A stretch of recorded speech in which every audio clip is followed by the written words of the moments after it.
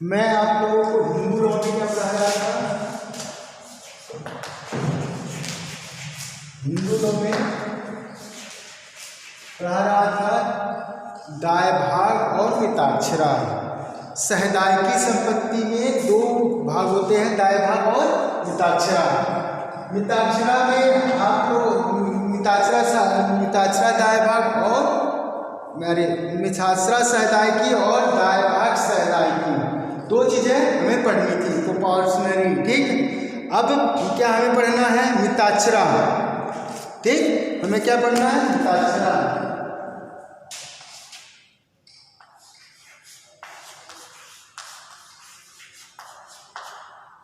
मिताक्षरा मिताक्षरा लिखोगे नहीं?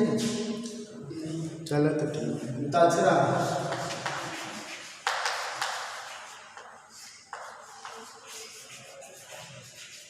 मिताक्षरा।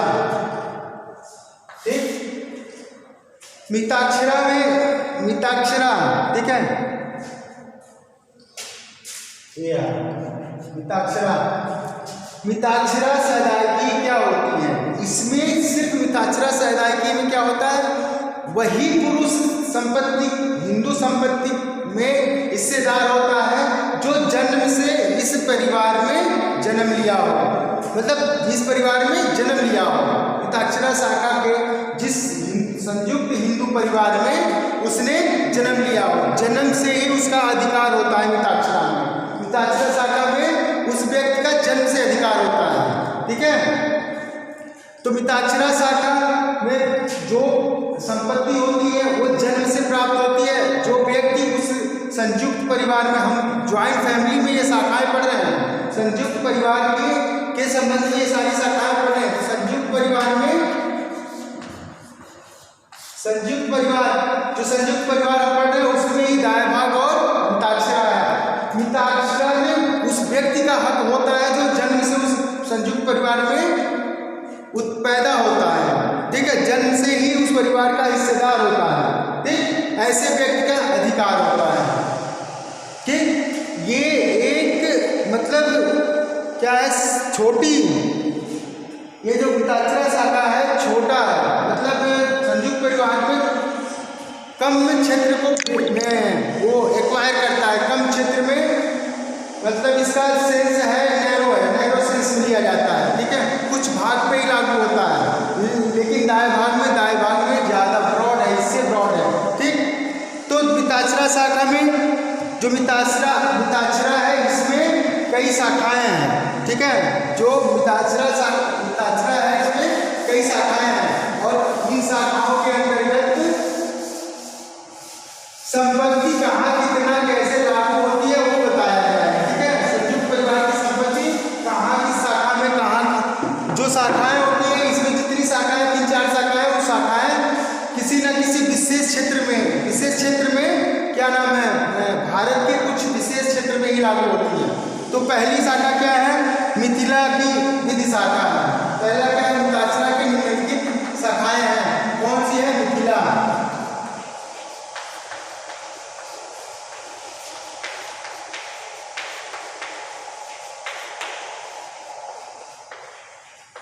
मिथिला की विधि शाखा, इस शाखा का क्या कहाँ प्रभाव रहता है? भारत में किस क्षेत्रों में है इस शाखा, मिथिला शाखा का? तो इस शाखा का बनारस की, अरे यार चलो मिथिला शाखा है। ठीक है, मिथिला की विधि शाखा जो होती है वो कहाँ लागू होती है? ये लागू होती है उत्तरी बिहार में। मिथिला की विधि शाखा जो होती है उत्तरी बिहार की संपत्ति वाले उत्तरी बिहार में लागू होती थी। उत्तरी बिहार में जो संपत्ति होती थी उसमें ये मिथिला शाखा लागू होती थी। इस शाखा में उत्तरी बिहार में इस शाखा के प्रमुख भाष्य मिताक्षरा, जो प्रमुख भाष्यकार होते हैं, जो किताब लिखी जाती है, लिखी जाती है, वो भाष्य है, भाष्य एक तरह से पुस्तक होती थी। ठीक है, जैसे पुस्तक लिखी जाती है ना, वैसे भाष्य होती है छोटे छोटे भागों में, कुछ कानून बने होते हैं जो किसी कोई व्यक्ति लिखता है। ठीक है, तो ये किसने लिखा हुआ है? चंद्रेश्वर के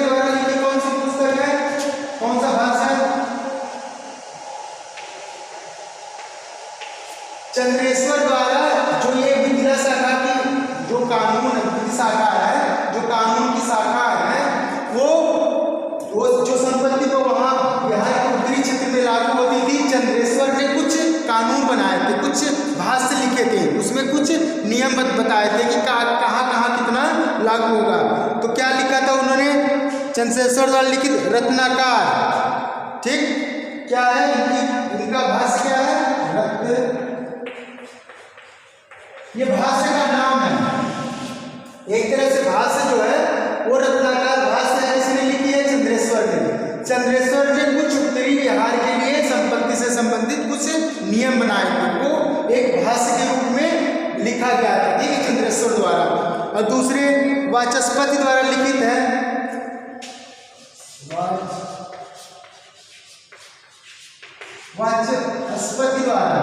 वाचस्पति द्वारा क्या लिखी गई है,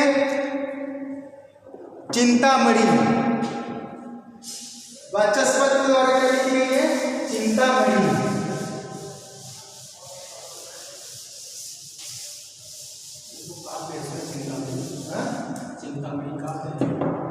काव्य नहीं, ये भाष्य है।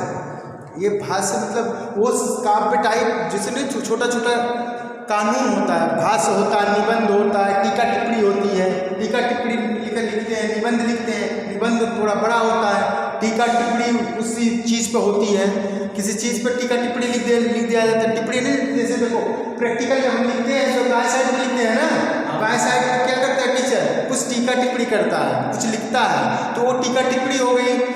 कुछ लिखता है कि मतलब इसमें ये जोड़ो, ये जोड़ो, ये टीका टिप्पणी हो गई ना कि ये कमी है। और पूरा तुम्हारा प्रैक्टिकल क्या है, एक तरह से मान लो निबंध है, बड़ा निबंध वाइडर सेंस में होता है, टीका टिप्पणी छोटी होती है। भाष्य भी इसी निबंध और टीका टिप्पणी की तरह होती है, जो कुछ लिखा होता है कि ये ऐसे कानून है, इसमें ऐसे कानून है, ठीक है, पहले भाष्य चलती थी, ठीक है। तो वो चिंतामणि अलग किताब है, ठीक है, वो पुस्तक है, लेकिन यहाँ चिंतामणि क्या है, भाष्य है। किसकी है, वाचस्पति द्वारा लिखित विवाद जो है चिंतामणि है, विवाद होता है कि वो विवाद में क्या क्या विवाद होता है वो लिखा हुआ है इसमें, ठीक है, वाचस्पति में, ठीक। और क्या है, एक है स्मृतिकार एवं मदन परिजात है, ये तीन चीजें हैं इनकी, चिंतामणि की स्मृतिकार है और एक क्या मदन परिजात पुस्तक भी, मदन परिजात भाष्य भी इन्होंने ही लिखा है। पहला क्या हो गया, मिथिला शाखा, दूसरा क्या हो गई, और इसके कुछ भाष्यकार हैं जो वाचस्पति हैं, चंद्रेश्वर हैं, ये भाष्यकार हैं, जैसे कहा जाता है क्या, इस चीज के रचयिता हैं, ठीक है, पुस्तक के रचयिता होते हैं, ये भाष्य के भाष्यकार हैं, ठीक है। तो ये दो तीन भाष्य जो हैं उनके भाष्यकार कौन कौन है, एक वाचस्पति है, एक चंद्रेश्वर है, ठीक। दूसरी शाखा क्या है, बनारस की विधि शाखा, दूसरी क्या है,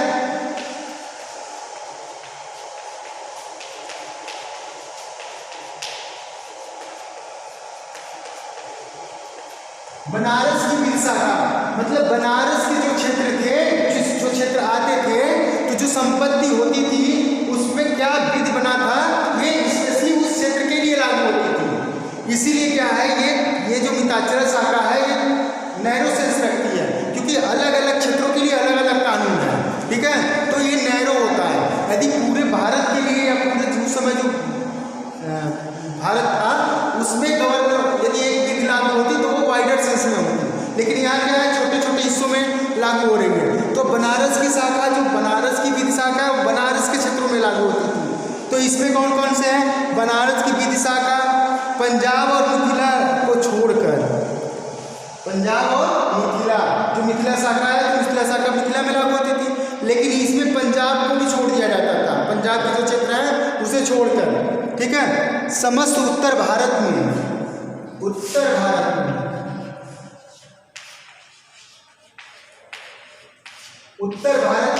लागू होती थी ये शाखा, ये विधि उत्तर भारत में लागू होती थी। इसके अंतर्गत क्या है, उड़ीसा और मध्य प्रदेश भी सम्मिलित हैं। उत्तर भारत में उड़ीसा भी आता था, शामिल कर लिया गया था, और उत्तर भारत में देखो उत्तर किधर होगा, इधर होगा, हाँ, तो उत्तर भारत में पूरी बनारस शाखा लागू थी, ठीक। और उसमें कुछ हिस्सा मध्य प्रदेश के भी आते थे, मध्य प्रदेश लगा हुआ है ना बनारस से थोड़ा दूर पे, तो रीवा हुआ है, मान लो क्षेत्र है तो वो लगा हुआ है, तो कुछ क्षेत्र मध्य प्रदेश का भी आता था, और उत्तर के सारे भारत लागू होते थे, ठीक है, लागू होता था।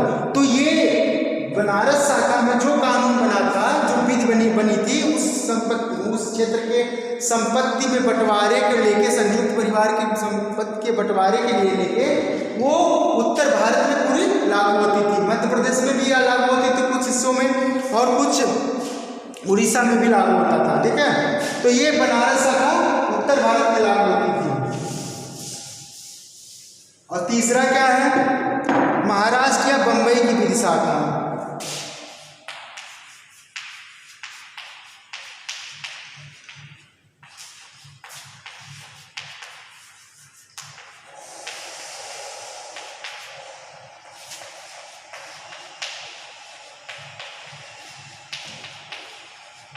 महाराष्ट्र या बंबई की विधि शाखा।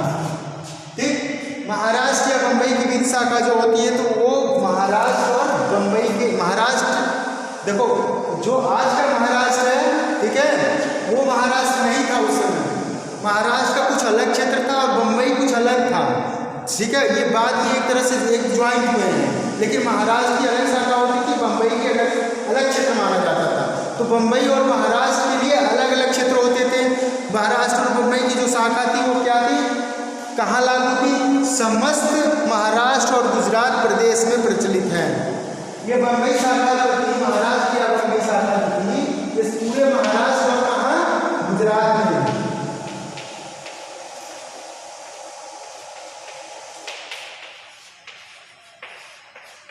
गुजरात और महाराष्ट्र लगे हुए हैं। ठीक है, गुजरात और महाराष्ट्र, पूरे गुजरात और महाराष्ट्र में लागू होती थी।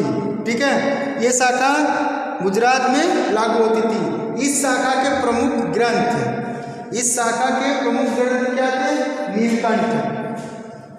नीलकंठ इस शाखा के प्रमुख ग्रंथ थे व्यवहार विमुख।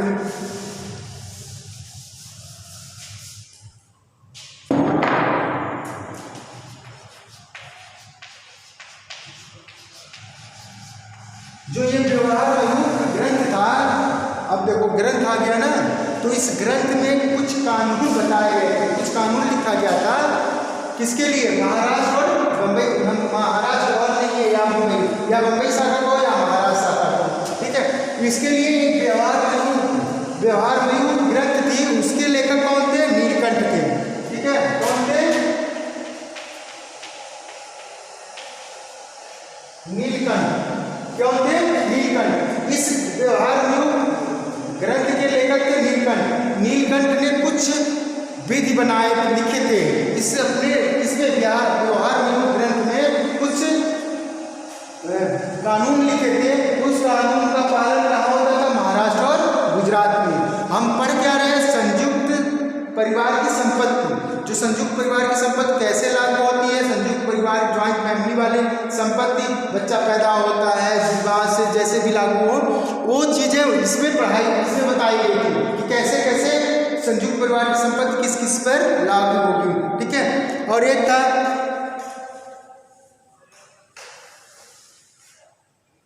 विवाद तांडव है, एक विवाद तांडव भी पुस्तक थी।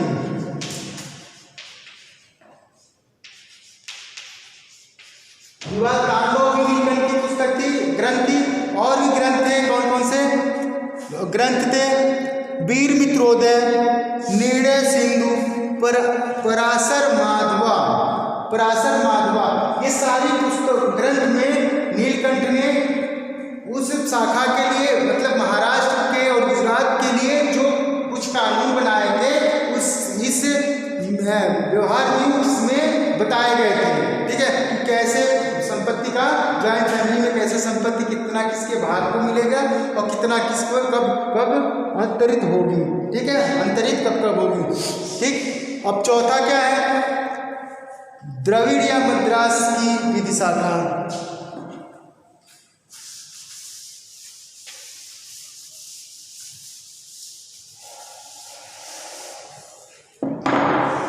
चौथा है द्रविड़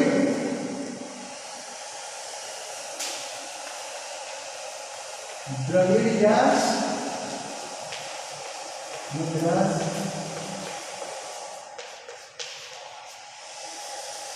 मद्रास की विधि शाखा।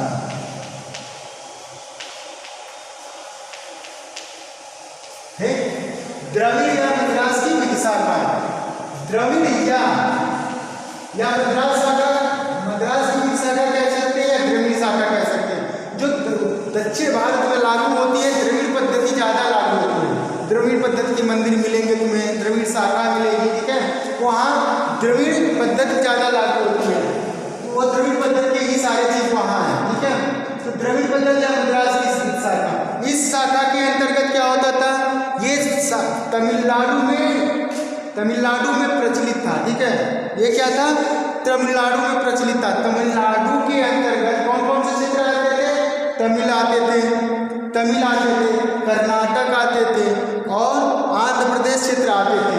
कौन कौन से आते, तमिल आते थे, तमिलनाडु के क्षेत्र के अंतर्गत प्रचलित तमिलनाडु के, कर्नाटक आता था, आंध्र प्रदेश,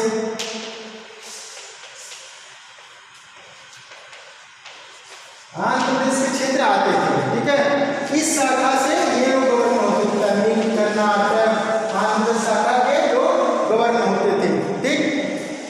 अब इसमें प्रमुख ग्रंथ कौन कौन सी थी, प्रमुख ग्रंथ थी स्मृति चंद्रिका, सरस्वती, वीर मित्रोदय, व्यवहार निर्णय, दत्तक चंद्रिका, माधवी और विवाद तांडव इत्यादि सम्मिलित थे, ठीक है। इसमें भी कई ग्रंथ शामिल थे। कौन कौन से, स्मृति चंद्रिका थी, एक था वीर मित्रोदय, व्यवहार निर्णय, दत्तक चंद्रिका और माधवी, ठीक है। ये जो ग्रंथ हुआ करती थी, ये ग्रंथ ये बताती थी कि तमिलनाडु और आंध्र प्रदेश और कर्नाटक जैसे क्षेत्र में संपत्ति ज्वाइंट संयुक्त परिवार के व्यक्तियों की कैसे संपत्ति में हिस्सा होगा, कैसे संपत्ति का विभाजन होगा, कैसे संपत्ति में अधिकार प्राप्त होंगे, ये सारी चीज़ें वहाँ इन सब ग्रंथों में बताई गई थी, ठीक। अब दूसरा है, ये हो गया आपका मिताक्षरा, दूसरा क्या है,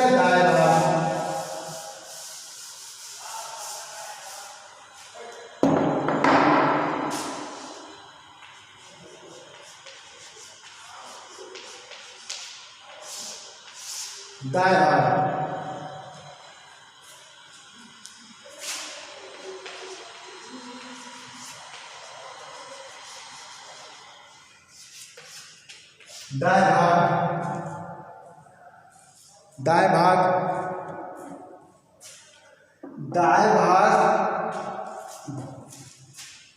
दाएं भाग बंगाल तथा असम को छोड़कर